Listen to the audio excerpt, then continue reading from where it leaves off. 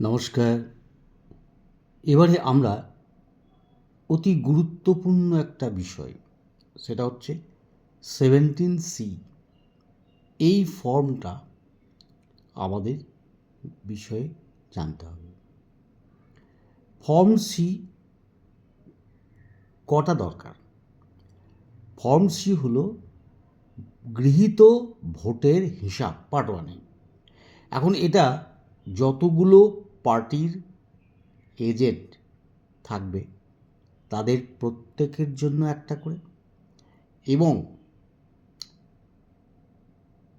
জমা দিতে হবে 2 কপি।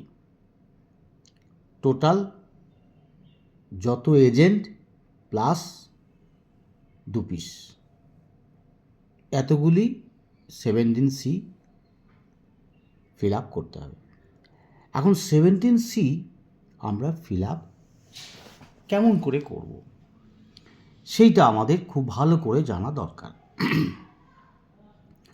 প্রথমত দেখুন,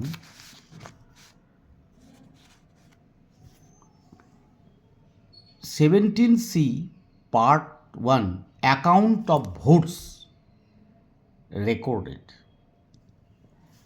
অ্যাকাউন্টস অফ ভোট রেকর্ডেড অর্থাৎ দেওয়া আছে part 1, election to the legislative assembly of the state. মনে করুন ওয়েস্ট বেঙ্গল থেকে 289 সাঁইথিয়া এসসি কনস্টিটিউয়েন্সিতে এই ফর্মটা আমি ফিল আপ করব।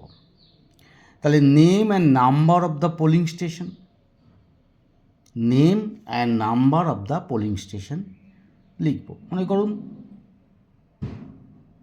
যদুরাই হাই স্কুল, পোলিং স্টেশনের নাম 78 কি 79, identification number of voting machine used at the polling station, অর্থাৎ যে ভোটিং মেশিনগুলো আমাদের ব্যবহৃত হয়েছে, যেমন কন্ট্রোল ইউনিট, তার নাম্বারটা, আইডেন্টিফিকেশন নাম্বারটা আমাদেরকে এখানে লিখতে হবে।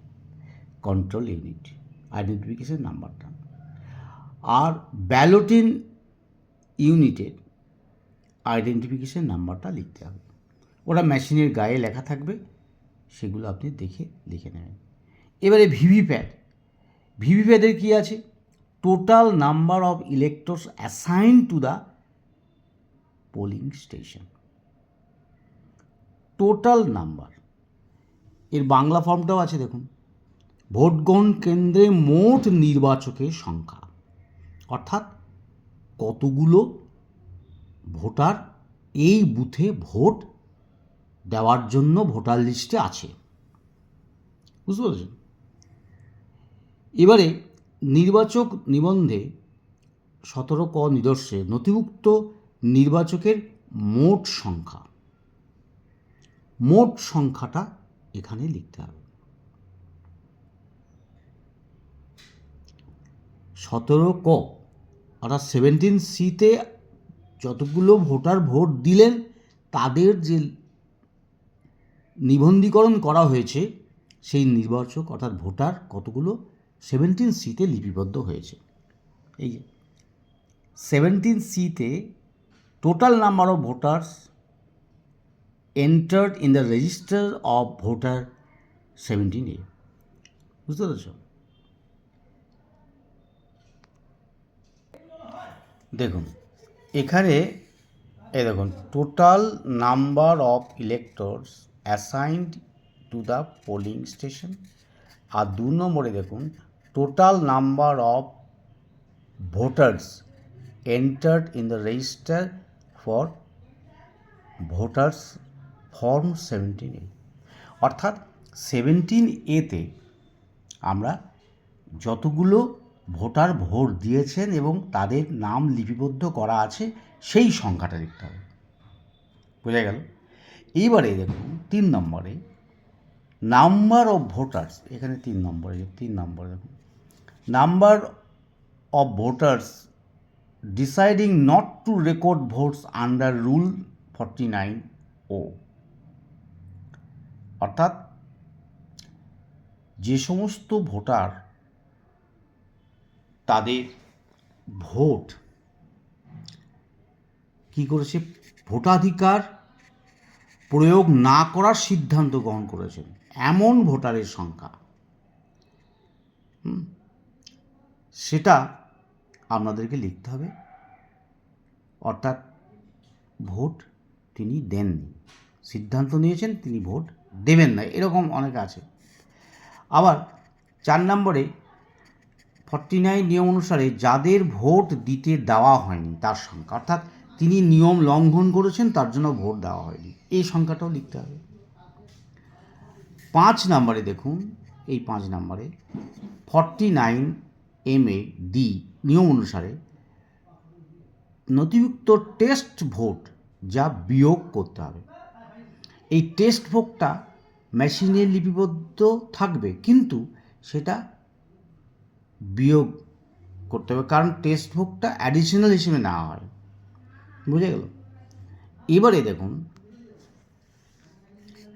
বিয়োগযোগ্য মোট টেস্ট ভোটের সংখ্যা, এখানে মোট সংখ্যা লিখব, আর নিদর্শে ক্রমিক সংখ্যা সমূহগুলো লিখে দেবো। তাহলে এখানে মোট কটা, ধরুন 2টো। তাহলে তারপরেরটা দেখো, যে প্রার্থীদের পক্ষে টেস্ট ভোট পড়েছে, যে প্রার্থীদের, তাদের ক্রমিক সংখ্যা দিয়ে দেবো, আবার প্রার্থীর নাম দিয়েছে এবং ভোটের সংখ্যা দিয়ে দেবো, এটা দিয়ে দিতে হবে। এরপরে ভোট যন্ত্র অনুযায়ী, হ্যাঁ, সিইউতে কতগুলো ভোট পড়েছে, সিইউ সেই ভোটের সংখ্যা আমরা লিখে দেবো। আবার দ্বিতীয় দফায় মোট ভোট সংখ্যা থেকে 3 দফায় উল্লিখিত ভোট দিতে অস্বীকৃত ভোটার সংখ্যা বাদ দিলে তার থেকে 4 দফায় লিখিত সংখ্যা বাদ দিলে, অর্থাৎ 2 - 3 - 4 যে সংখ্যা আসবে সেই সংখ্যা 6 দফায় মোট ভোটারের সঙ্গে মিলছে কিনা বা গড়মিল দেখা যাচ্ছে কিনা, এই জায়গাটা একটু পরিষ্কার করে বলি। দেখা গেল যে যতগুলো, এই 3 নম্বরে ভোটাধিকার প্রয়োগ না করার সিদ্ধান্ত নিয়েছেন, আবার 2 নম্বরে কী আছে, 17 কতে তার নথিভুক্ত আছে।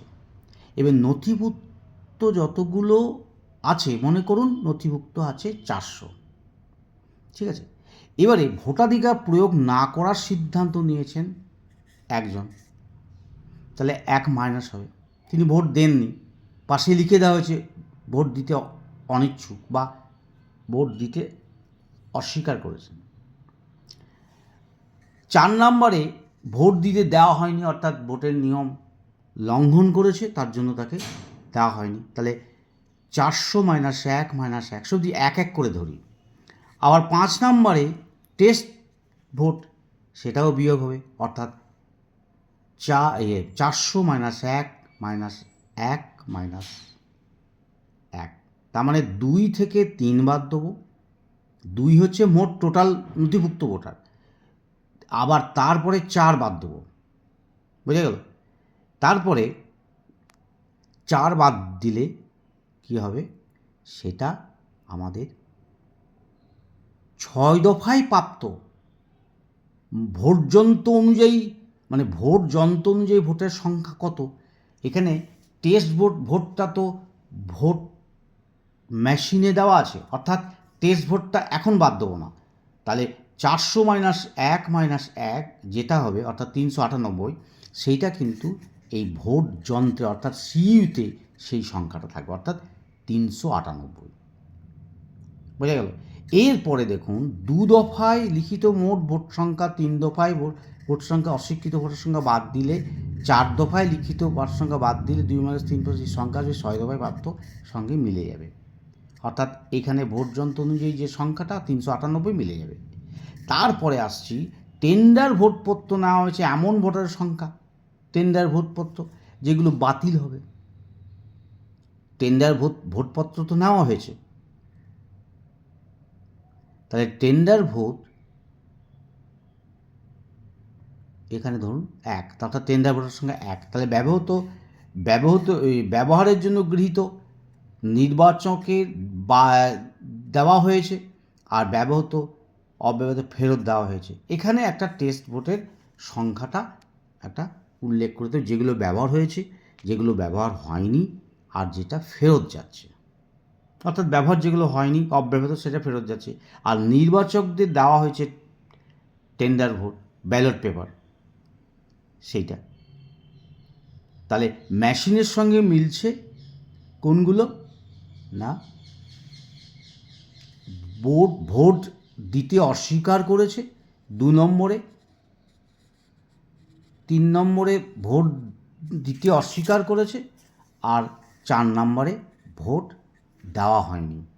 অর্থাৎ টোটাল ভোট যদি 400 হয় নির্বাচক নিবন্ধে, তাহলে এই নির্বাচক নিবন্ধে 400 ভোটের থেকে একজন বাদ গেল যিনি ভোট দিতে অস্বীকার করেছেন, আর একজন বাদ গেল যাকে ভোট দিতে দেওয়া হয়নি। 400 - 1 - 1 = 398। এইটা আপনার মেশিনে ভোটের সঙ্গে মিলে যাবে। কিন্তু এখানে উল্লেখ করা বিষয় যে টেস্ট ভোট যেটা নেওয়া হয়েছে সেটা কিন্তু মেশিনের মধ্যে রয়েছে, অতএব ওটা মেশিনের কাউন্টের মধ্যেই পড়বে।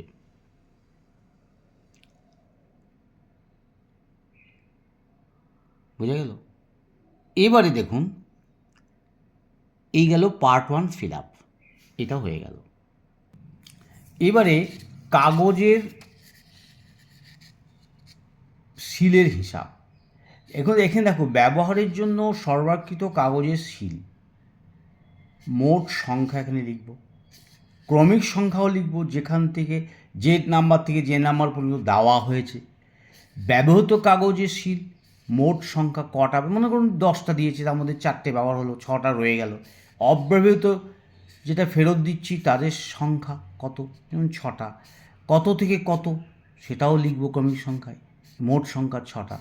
নষ্ট হওয়া, অর্থাৎ কাজ করতে গিয়ে ধরুন নষ্ট হয়ে গিয়ে থাকে, তাহলে সেটাও আমি এখানে লিখতে পারি। তাহলে মোট সংখ্যা যদি 10টা হয়, আর ব্যবহৃত যদি 4টে হয়, আর নষ্ট যদি 1টা হয়, তাহলে 10টা - 4টে মাইনাস 1টা, অর্থাৎ 10 - 5 = 5টা কিন্তু আমি অব্যবহৃত থাকবে। অর্থাৎ 10, 4, 1, অর্থাৎ 10 - 4 - 1 = 5, এই 5টা অব্যবহৃত থাকবে। বোঝা গেল? এরপরে তারিখ দেবেন, স্থান আর প্রিসাইডিং অফিসের স্বাক্ষর, আর ভোট গ্রহণ কেন্দ্রের নাম। কিন্তু এই পার্ট 2 অংশটা আমাদের এখন ফিল আপ করার দরকার নেই, এটা গণনার সময় ফিল আপ করবেন যারা গণনা করবেন। তাহলে আজকে এই পর্যন্ত। যদি বুঝতে কোনো অসুবিধা হয় তাহলে আবার মন্তব্য দেবেন, যথাসম্ভব চেষ্টা করব তার উত্তর দেওয়ার। নমস্কার।